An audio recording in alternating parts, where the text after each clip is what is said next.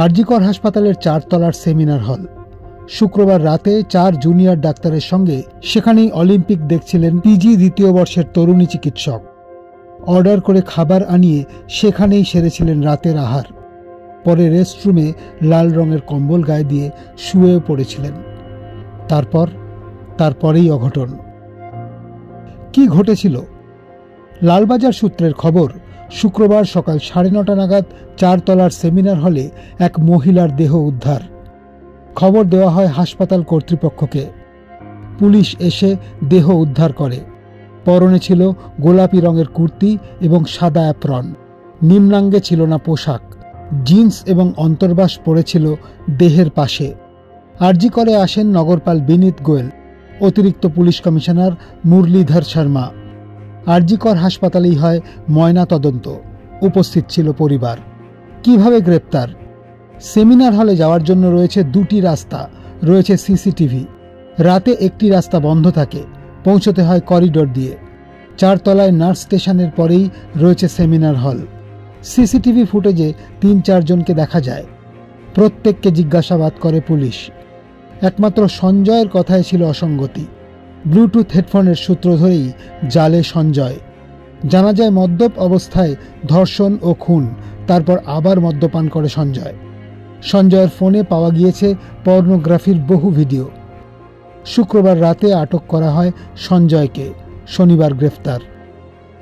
মা মালতী রায় কিছুতেই বিশ্বাস করতে পারছেন না তাঁর ছেলে হাসপাতালের সেমিনার হলে মহিলা চিকিৎসককে ধর্ষণ করে খুন করেছে।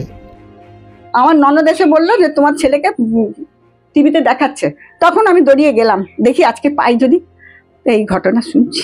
কি মনে হয় ছেলে এরকম করতে পারে? না, আমি কোনোদিনই বিশ্বাস করি না। কেন? ইউনিফর্ম নিয়ে। আপনার কাছেই ছেলে থাকতো তো? কোনোদিন শেষবার কবে এসেছিল? আমি ছিলাম না, আমার ননদ বললো তোমার ছেলে এসেছিল। আমার সঙ্গে দেখা হয়নি। দেখা হয়নি আপনার সাথে? না, আমার সঙ্গে দেখা হয়নি। হাজবেন্ড চলে গেল, মেয়ে চলে গেল, আর ছেলেকেও আমি হারিয়ে দিয়েছি। দেখুন আমি কি বলবো, আর আমার কিছু বলার নেই। সঞ্জয় রায়ের বাড়ি ভবানীপুরে। এসএসকেএম হাসপাতালের খুব কাছেই। 6 সন্তানের পরিবারে সঞ্জয় একাই ছেলে। বিয়ে করলেও বছর 2 আগে গত হন ক্যান্সার আক্রান্ত স্ত্রী। মাতাল সঞ্জয় বাড়িতে এসে প্রায়ই অশান্তি করত। প্রতিবেশীরাও জানেন সে কথা। সঞ্জয় কি আপনাদের প্রতিবেশী? হ্যাঁ। সঞ্জয়কে চেনেন তো? হ্যাঁ। কেমন সঞ্জয়? মদ খেয়ে নিলে নিজের বাড়িতে যা খুশি করে। এই 4টে বিয়ে টিয়ে করেছে, এতটা জানি। গোয়েন্দাদের কাছে নিজের অপরাধ স্বীকার করেছে সঞ্জয়। তবে তার কোনো অনুশোচনা নেই বলে জানিয়েছেন গোয়েন্দারা। সঞ্জয়ের মোবাইলে পাওয়া গিয়েছে পর্নোগ্রাফির বহু ভিডিও। যে ধরনের নীল ছবি দেখার সঞ্জয়ের অভ্যেস রয়েছে তা দেখে হতচকিত গোয়েন্দারা। ছেলের এই কীর্তি শোনার পর মায়ের গলায় বিলাপের সুর। মালতী রায় বলছেন যে তিনি জন্ম দিয়েই ভুল করেছেন। উনি কি এর আগে কোনো মহিলাকে কিছু করেছেন? হ্যাঁ, সেরকম কিছু আপনি শুনেছেন? এটা শুনলে তো আমি দিতাম, তা দেখ, তাহলে কি ওই বউকে আনতে দিতাম? বুকের মধ্যে দেখতো যে আমার ছেলে এই ঘটনাটা করেছে, কিন্তু না, এই ছেলে এই ঘটনা করতে পারে।